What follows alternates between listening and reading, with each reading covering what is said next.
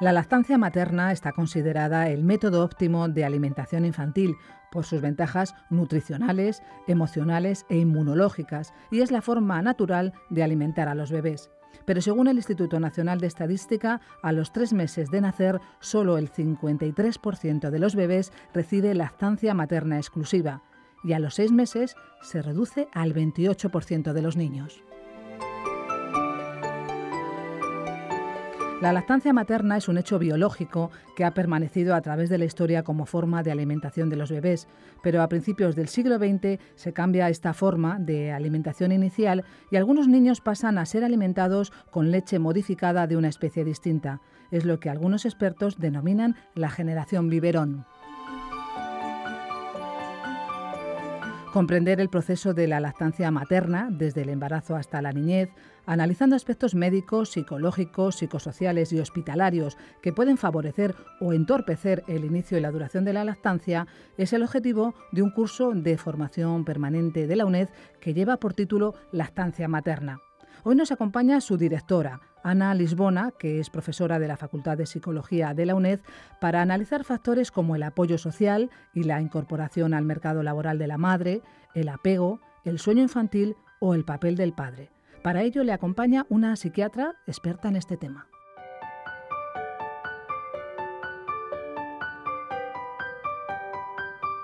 Buenos días, tenemos con nosotros a Ivone Olza, que es médico psiquiatra infantil y trabaja en todo lo relacionado con lo que ocurre alrededor del parto, con la lactancia materna.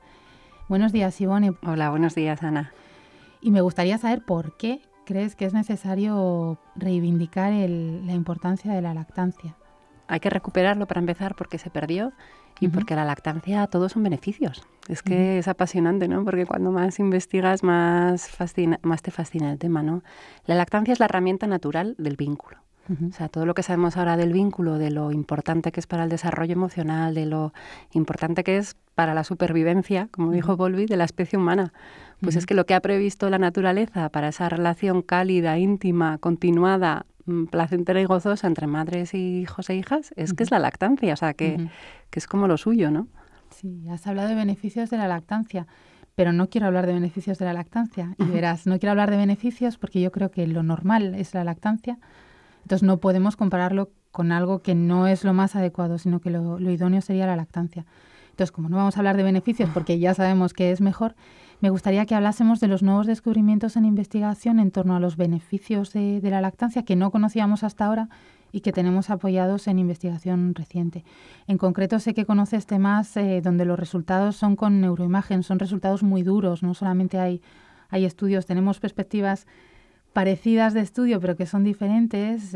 Venimos de la psicología, tú vienes de la medicina, de la psiquiatría, pero es cierto que los resultados que para nosotros son muy duros, que es neuroimagen, que se están consiguiendo encontrar en estos últimos años, nos dicen mucho de esos beneficios de la lactancia que son importantes, que los intuíamos y que ahora podemos decirlo con resultados. Claro, sí, se están empezando a hacer estos estudios y hay como dos tipos de estudios, ¿no? Por un lado, estudios en las madres. Y en las madres con neuroimagen funcional, es decir, viendo qué áreas del cerebro responden, por ejemplo, cuando llora su bebé o cuando ven a su bebé con un malestar, pues ahí se está viendo que hay diferencias entre los cerebros de madres que amamantan y las madres que no amamantan. Las madres que amamantan, cuando responden a su bebé, se activa muchísimo más algunas áreas cerebrales. Yo creo que esto lo que indica es que el amamantamiento facilita la conducta maternal, o sea, hace que sea mucho más fácil, mucho más natural y espontáneo para la madre responder al hijo o hija, ¿no? O al bebé. No significa que la madre con una lactancia artificial no vaya a responder, ¿vale? Pero yo creo que la respuesta con una lactancia artificial, pues es como si dijéramos viene desde otro lugar, ¿no? Más desde lo intelectual, ¿no? Desde que sabes que tienes que responder, pero no es como que todo el cuerpo, todo el cerebro te pide responder. Eso por un lado en las madres, ¿no? Se están viendo esas diferencias ya muy nítidas.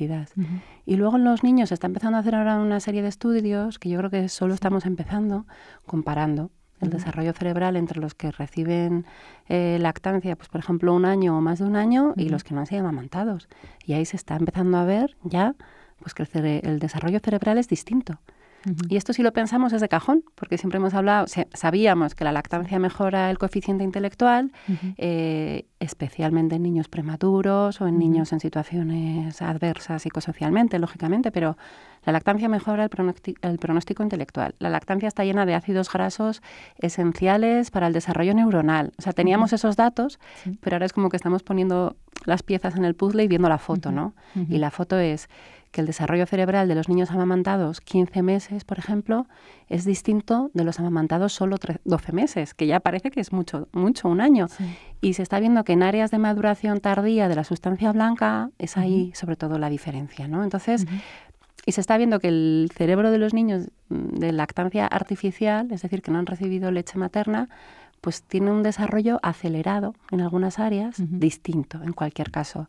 Implicaciones de esta diferencia, yo creo que todavía es pronto para saberlo, pero yo creo que las que estamos con niños amamantados o hemos vivido esto de cerca, intuimos o hemos visto un poco, yo creo que la diferencia va sobre todo en lo que tiene que ver con la inteligencia emocional, con el desarrollo del sistema límbico, ¿no? Entonces, bueno, confío en que la investigación con neuroimagen con niños y niñas amamantados nos permita también tener algunas claves de cómo ayudar a niños y niñas no amamantados, evidentemente, ¿no? Pero bueno, yo creo que está empezando esto y aún queda ahí tema. Antes de continuar, pues vamos a poner un poco también una perspectiva negativa con las dificultades con las que nos encontramos muchas veces las madres para amamantar.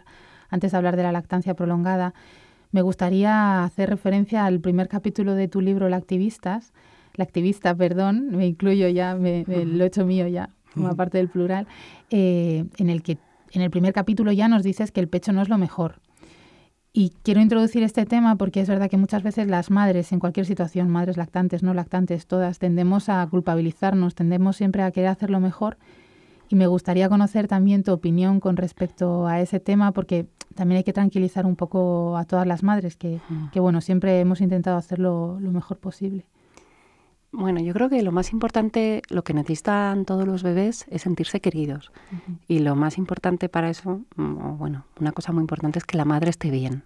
Y yo creo que esto es importante decirlo. O sea, el bebé necesita que mamá esté bien y que papá esté bien. Y es muy contradictorio que digamos el pecho es lo mejor y hay que dar el pecho y luego no ayudemos a las madres. Entonces, a mí hoy por hoy dar de mamar me parece muy difícil, con cómo se están atendiendo los partos, con los solas que estaban muchas madres en el posparto, con la escasa ayuda social que hay, con el tema laboral. O sea, para mí el posparto me parece que hoy por hoy es un momento de mucho estrés, de mucha soledad y de muy pocos apoyos. Entonces, en ese contexto, decir que hay que dar el pecho, a mí me parece, me parece que no es la manera. Yo reivindico la lactancia por placer y por disfrute y, por supuesto, con apoyos. Porque es que si la lactancia se convierte en un martirio, en un sacrificio, en algo que hay que hacer porque es buenísimo para el bebé, pero tú estás con un agobio monumental y nadie te ayuda, yo creo que no vale la pena. O sea, que realmente yo creo que cada madre sabe que es lo mejor para ella y para su bebé, que a veces hay que tomar la decisión de renunciar a la lactancia y, bueno, desde el amor y desde, o sea, lo de la culpa no, o sea, no creo que haya que obligar ni presionar para amamantar. Lo que sí que hay que hacer es ayudar. Entonces, no vale decir la lactancia es muy buena, pero que luego no te ayuden o que luego en el parto o en el hospital te digan cosas totalmente contradictorias que entorpecen y dificultan la lactancia. Es que es como, es de locos, ¿no? Entonces, bueno, yo creo que esto hay que dejarlo claro, ¿no? Que has introducido ya las grandes dificultades, pero yo creo que también estás apuntando las grandes maneras de solucionarlo. Y has apuntado también quiénes son los agentes implicados, porque has hablado del personal sanitario, has hablado de apoyo social y has hablado en el fondo de mercado laboral. Entonces vamos a hacer un breve repaso sobre las que te parece que son las principales dificultades o lo que hacen que las lactancias no se inicien o se corten prematuramente, porque después hablaremos de lactancias prolongadas, aunque en realidad tampoco serían lactancias prolongadas, ¿no? Estaríamos hablando de lo normal, dando esa imagen de normalidad a la lactancia materna, que es lo que tenemos que hacer para recuperar esa cultura, ¿no? Entonces, si te parece, vamos a hacer un breve repaso, porque no nos da tiempo a mucho más, sobre las dificultades y cómo podemos hacer todos en general para colaborar con las madres y con nosotras mismas cuando somos madres para superarlas. Pues para empezar, la pérdida de esta cultura se traduce en que muchas de las que están siendo madres hoy en día no fueron amamantadas por sus madres, ¿no? Esto ya es un hándicap, no haber vivido una lactancia de niño o niña. El parto está altamente medicalizado. Tenemos un 20 y tantos % de cesáreas, la mitad de ellas absolutamente innecesarias probablemente, y unas tasas altísimas de inducciones, de episiotomías, etcétera. Entonces, cuando una mujer sale fastidiada del parto, es muy difícil empezar la lactancia. Cuando una mujer está con puntos, con heridas, sin dormir o con un bebé hospitalizado, eso es un obstáculo muy grande. Afortunadamente han mejorado mucho las cosas, sobre todo la Asociación Española de Pediatría, el Comité de Lactancia y Pediatría, la IAN de UNICEF. Pues yo creo que en los últimos 10 años hemos visto un esfuerzo enorme, no solo de los pediatras, también de matronas, enfermeras, obstetras, pero para mi gusto un poco menos, los ginecólogos han puesto menos las pilas, pero bueno, ha mejorado muchísimo, ¿no? Pero todavía tenemos los datos que tenemos de la atención al parto, entonces es muy difícil después de una cesárea, y si tienes a tu bebé hospitalizado con cualquier problema, ya solo por el agotamiento, eso, ahí hace falta muchísima más ayuda, y en el puerperio hace falta más ayuda de las profesionales sanitarias, ¿no? De las matronas sobre todo, y crear espacios. Has mencionado el problema del apoyo desde el personal sanitario. Yo creo que se están haciendo cosas. Voy a poner el punto positivo. Creo que es muy importante que las mujeres nos estamos moviendo. Esa cultura del apoyo entre nosotras es importante. Hay asociaciones como el Parto es Nuestro que tienden a humanizar el nacimiento, ¿no? Yo creo que la iniciativa que antes se llamaba Hospitales Amigos de los Niños ahora introduce la palabra humanización, ¿no? Que es importante que los profesionales sanitarios, como en tu caso, sean capaces de cambiar un poco el chip y darse cuenta de que el proceso de nacimiento es un proceso también natural y que en ocasiones no es necesario medicalizarlo, y esa humanización es una parte importante. O sea que yo creo que se están consiguiendo cosas, pero que tenemos que ir un poco más allá. Los profesionales sanitarios no reciben una formación en lactancia cuando estudian, pero poco a poco... Y luego a los profesionales les influye muchísimo su propia experiencia con la lactancia. O sea, sabemos que la pediatra que ha disfrutado dando de mamar a sus hijos, pues va a ser muy buena asesora de las mamás que pasen por su consulta, y al revés. Claro. El ginecólogo o el pediatra que no ha vivido una lactancia de cerca ni con sus hijos ni en su familia, pues piensa que no pasa nada por dar el biberón y que para qué quedan con consejos muy contradictorios, ¿no? A veces. Entonces, esa propia experiencia es muy importante. Y otra parte importante que es el mercado laboral. Tenemos la exigencia de volver a ser, al cabo de haber tenido a nuestros bebés, la mujer que éramos antes, y muchas veces pues somos una mujer nueva y mejor. Entonces, compatibilizar esa vida laboral, que en ocasiones no queremos perder ni hay por qué hacerlo, con la lactancia es complicado. ¿Qué consejos puedes ofrecernos? Yo creo que ahí es un poco la revolución pendiente, ¿no? Yo creo que el mercado laboral, o sea, lo que es el trabajo, hay que flexibilizarlo infinitamente más. Y hay muchos trabajos en los que podrías, porque además, o sea, que muchas madres pueden trabajar fenomenalmente, o sea, que es que y puedes ir con tu bebé o incluso trabajar desde casa. Entonces habría que flexibilizar por completo horarios y entender que con eso ganamos todos, que es una inversión en salud, no ya solo por la lactancia, sino porque es que los bebés necesitan estar con sus madres y con sus padres. O sea, que es que me preguntan a veces por el tema de las guarderías, ¿no? Los bebés no necesitan ir a las guarderías, los niños pequeños no necesitan ir a la guardería a socializarse. Puede ser que lo lleven bien, puede ser que se adapten, pero no es una necesidad de ellos. Hasta los 3 años no necesitan salir casi del entorno familiar. Entonces, el mercado laboral es que es un disparate. Esta sociedad adultocéntrica hemos apartado, ¿no?, a los más pequeños y a los mayores también, y bueno, yo le daría la vuelta por completo, pero creo que lo primero, fíjate, para mí lo primero sería permitir que pudieras llevarte a tu bebé a muchos trabajos contigo y confiar en que cada madre sabe organizarse, ¿no? Que estos horarios tan rígidos, pues igual lo que dices, puedes trabajar desde tu casa un día,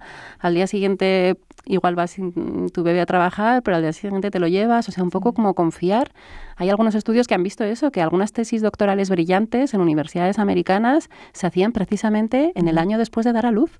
O sea, que todo es cuestión de que te dejen organizarte, ¿no? Y de que confíen en tu capacidad. Eso es, yo creo que es muy importante. Ahora nos acercamos más a mi área de estudio. Yo creo que es muy importante esa flexibilización del mercado laboral, ese poder compatibilizar el trabajo, que hay que rendir al máximo posible, pero con una vida, no solo familiar, con cualquier tipo de ocio. Yo creo que eso hay que hacerlo, y en el caso de los bebés, pues es todavía más. Y me gusta mucho la idea de llevar a los niños al trabajo. Yo creo que hay que hacerlo, yo lo reivindico. Quienes me conocen saben que lo hago habitualmente. Y tengo que contar también la anécdota, pero me entristeció un poco, de una reunión relativamente importante con personas de las que consideramos importantes, en las que, bueno, entró un bebé. Y en esa reunión, cuando el bebé tuvo hambre, pues directamente comió. Lo que tengo que decir es que todavía hay mujeres, probablemente de la generación anterior, que, bueno, han criado con biberón, que se sienten un poco molestas, ¿no?, de la situación. O sea, que a veces somos nosotras mismas también las que nos lo ponemos más difícil. Pero yo creo que eso se está haciendo y que podemos la lactancia, bueno, es algo íntimo por un lado y que remueve, ¿no? Y a casi todas las personas, cuando ven a un bebé tomando el pecho o a un niño o niña un poco mayor, les remueve sin querer, casi como tu propia historia, ¿no? Lo mucho que tú has disfrutado o la pena que te ha dado una vez. O sea, es un poco, remueve ahí emociones que a veces... Yo creo que estamos ahí detrás, en segunda línea, los psicólogos sociales también investigando un poco esos temas, pues temas como la vergüenza. Sobre todo a mí me interesa mucho el tema de la autoeficacia, ¿no? El cómo una mujer se siente capaz de hacerlo o no. Y en cuanto hay una mínima dificultad es muy fácil que desista, ¿no? Y hay muchos temas, pues lo que tú estás diciendo, lo que hemos vivido cada uno de nosotros, eso influye en el entorno, ¿no? El apoyo social del que también hemos hablado muy brevemente, pues depende de la historia que ha vivido cada uno. Entonces, pues bueno, poco a poco yo creo que podemos hacerlo, que las que estamos en este momento amamantando, pues creo que somos las que podemos dar esa imagen de que se puede hacer, que si no se hace tampoco pasa nada, tampoco hay que culpabilizar. Sí, no como obligación, sino como placer. Eso es, y bueno, reivindicar también lo que tú decías, el papel de los niños en este mundo de adultos, que a veces se nos olvida que todos hemos sido niños, ¿no? Y todos hemos hecho estas cosas. Hemos hablado de lactancia prolongada. Lactancia prolongada, pues para los que están un poco fuera de la cultura, estaríamos hablando pues a partir de los 3 años. Porque ¿cuándo consideras que es la etapa del destete? Bueno, lo que sabemos ahora del destete fisiológico o el destete en la especie humana se calcula que va entre, se habla de normal, entre 2 años y medio y 7 años. De hecho, el concepto de dientes de leche tiene que ver con esto. Los dientes de leche se te caen cuando ya no necesitas la leche de madre. O sea, que igual el destete estaría ahí entre los 5 o 6 años, ¿no? Entonces, eso es la lactancia normal. Lo que pasa es que hoy en día se ve como prolongada y a muchas personas todavía les genera un rechazo enorme y hay muchísimos prejuicios no fundados, pues eso, porque se perdió esa cultura, ¿no? Entonces ahora cuando alguien ve a un niño o niña de 5 años tomando teta a la salida de la escuela, pues hay quien dice, pero bueno, o sea, ¿qué es esta aberración, no? No hay ningún fundamento en esos prejuicios, ¿no? Los beneficios de la lactancia duran más cuanto más dura la lactancia. O sea, que es que la lactancia esos años no ha demostrado perjuicios y al revés. Ahora se están empezando a ver que tiene un montón de ventajas.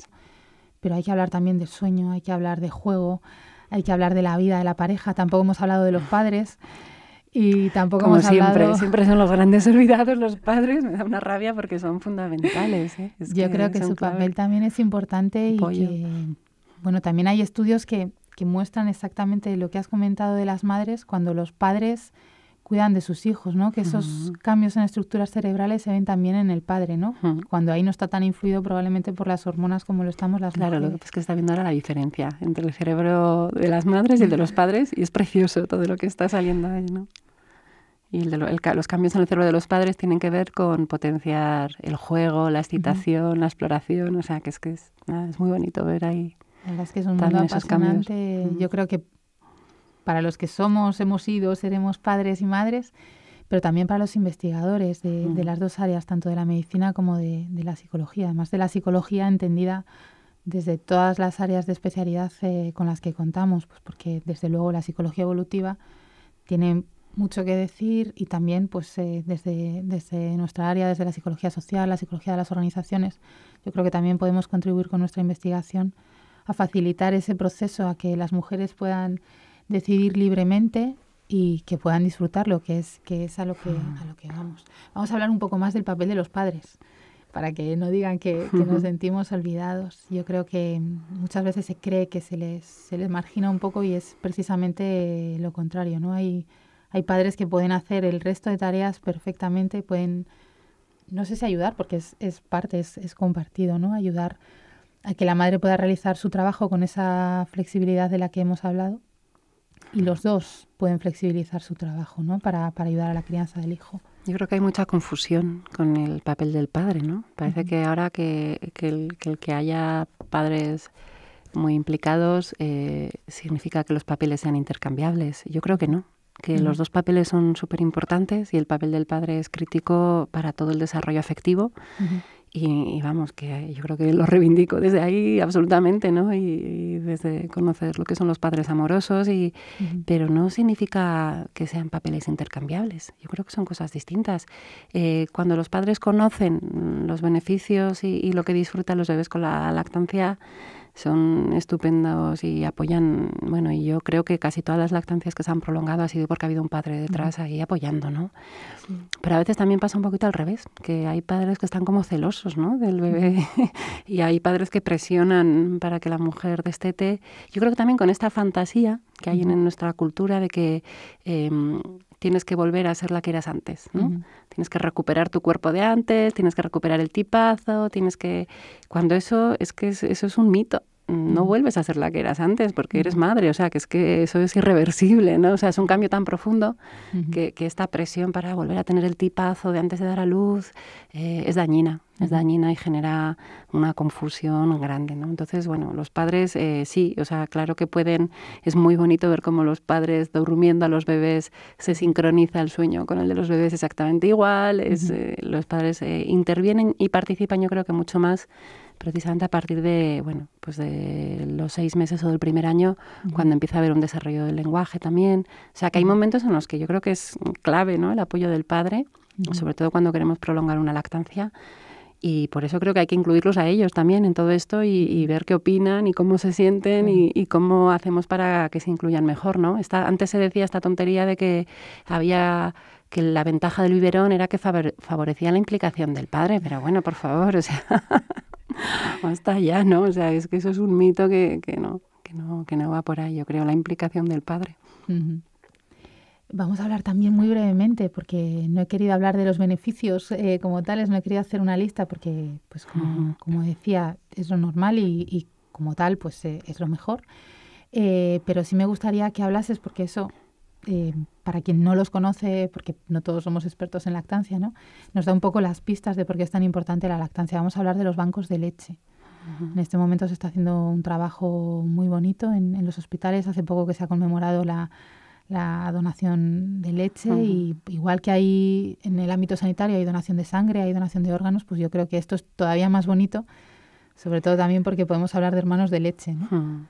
Claro, es que para los bebés prematuros hospitalizados realmente es que es un mundo la diferencia que hay, ¿no?, entre recibir leche de madre, no ya de su madre, sino leche de madre, para bebés humanos y recibir fórmulas artificiales. O sea, es que todavía no sabemos todo lo que hay en la leche, pero sabemos que a nivel de defensas, de protección a infecciones, a nivel, pues eso, también de desarrollo cerebral, las diferencias son muy grandes, ¿no? Entonces, que se haya podido avanzar como ha iniciado aquí el 12 de octubre y ahora se está extendiendo, ¿no?, para esta donación altruista, para estas madres que dan leche que luego se pasteuriza y se da a otros bebés.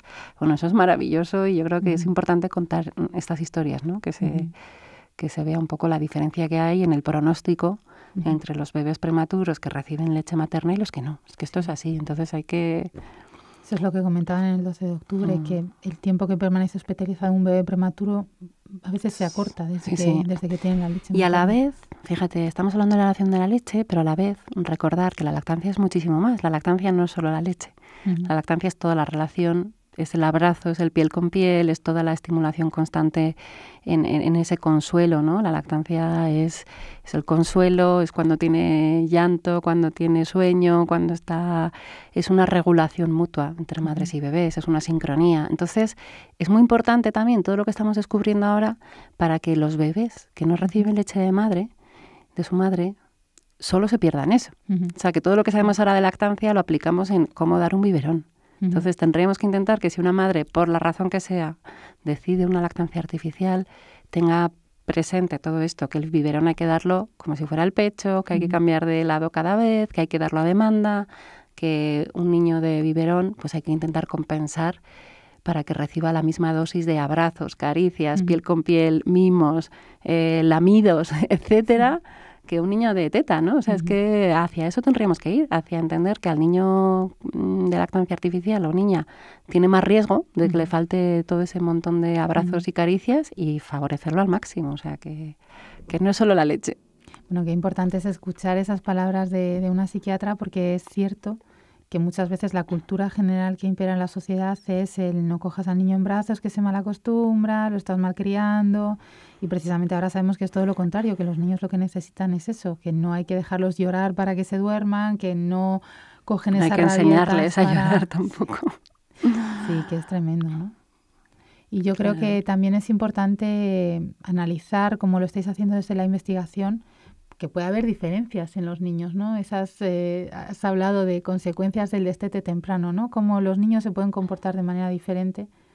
Claro, es que cuanto más estudias de la lactancia, más piensas también en, claro, las consecuencias de no tener lactancia, ¿no? Y hace unos años se veía con muchas madres con bebés amamantados, tenían problemas cuando iban al pediatra, porque les decían que sus bebés iban cortos de peso, ¿no? Y incluso les decían, pues tienes que destetar para darle biberón, porque tu bebé no se está cayendo de las curvas de peso, ¿no? Está bajando de percentil. Sí. Hasta que se vio que eso, que fue la causa de que muchas mujeres interrumpieran su lactancia, se vio que eso era porque esas curvas de peso estaban hechas a partir de niños de biberón, que crecen distinto. Entonces ya por fin la Organización Mundial de la Salud revisó esto y sacó unas nuevas gráficas, unas nuevas curvas de peso a partir del estudio de niños y niñas amamantados, que crecen más rápido el primer mes, pero luego crecen más despacito y son más flaquitos en general. Entonces, eso mismo, eso de cambiar las gráficas y tomar como norma a niños y niñas amamantados, tenemos que hacerlo todavía en la psicología del desarrollo y evolutiva.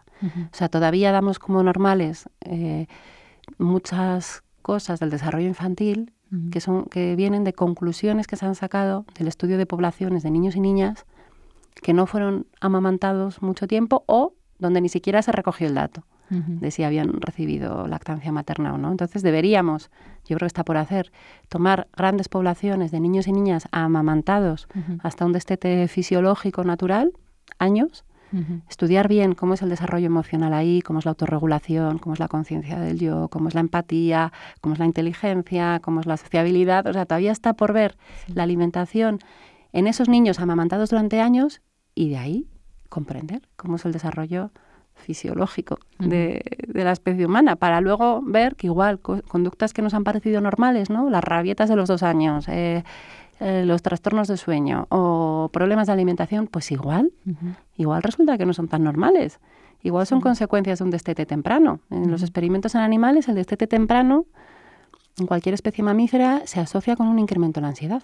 Entonces, un incremento en la ansiedad, un destete temprano en un niño o niña que igual ya tenía otros factores de riesgo para tener ansiedad, pues igual eso favorece algunas conductas que estamos dando como normales y son en realidad síntomas de algo, ¿no? Bueno, es un temazo en el que yo creo que vamos a necesitar ahí todavía muchos años y muchos estudios, pero bueno, ahí dejo la idea. Tenemos muy poquitos minutos para este programa de radio, pero la verdad es que es un tema apasionante y en el que no solamente se habla de lactancia, sino que estamos tocando temas relacionados con la crianza, sobre todo. Hay que entender la lactancia dentro de un modelo de crianza, por llamarlo de alguna manera, y donde se están tocando pues desde la sociedad en general hasta el mercado de trabajo, hasta el ámbito sanitario, y en el que, como vemos, pues todavía nos queda mucho por aprender, mucho por investigar y en el que todavía podemos aportar mucho. Me gusta también mucho la perspectiva de las madres, ¿no? Ese poder que se otorga a las madres de hacerse un poco cargo de, pues desde su embarazo, su parto, hasta finalmente cómo alimentas a tu hijo y cómo lo crías, ¿no? Esa ayuda entre mujeres. Claro, toda la base del apoyo a la lactancia tiene que ver con la confianza, con confiar en que cada madre y cada bebé se autorregulan mutuamente, ¿no? Y que cada madre sabe también lo que es mejor para su bebé. Y es muy divertido porque al final todos estos estudios que nos parecen tan bonitos, en realidad las conclusiones de los estudios son lo que la mayoría de las madres ya saben de toda la vida. O sea, que es que tampoco estamos descubriendo estamos un poco descubriendo la rueda, ¿no? O sea, que es como, vale, hacemos estudios y vemos cómo se activa el cerebro y vemos que a los padres se les da mucho mejor jugar con los bebés y a las madres se les da mucho mejor consolar O sea, que estamos viendo cosas que en realidad ya las sabían nuestras abuelas, sin hacer ninguna resonancia, ¿no? Pero ahora parece que necesitamos que nos lo diga la ciencia. Esas bueno, pruebas, pues igual es lo que nos toca, pero desde luego la sabiduría de las madres que han criado desde el corazón, eso está siempre ahí, ¿no? Afortunadamente, si no, no habríamos sobrevivido, yo creo. Pues muchas gracias, Ivone, por participar y por estas maravillosas palabras que nos han emocionado. Muchas gracias. Gracias a vosotros.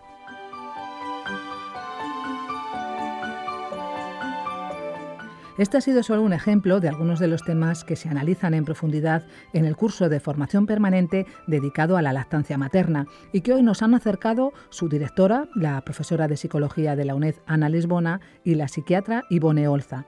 Muchas gracias a las dos por su participación. Las personas que estén interesadas en este tema y en este curso pueden obtener toda la información en nuestra página web uned.es.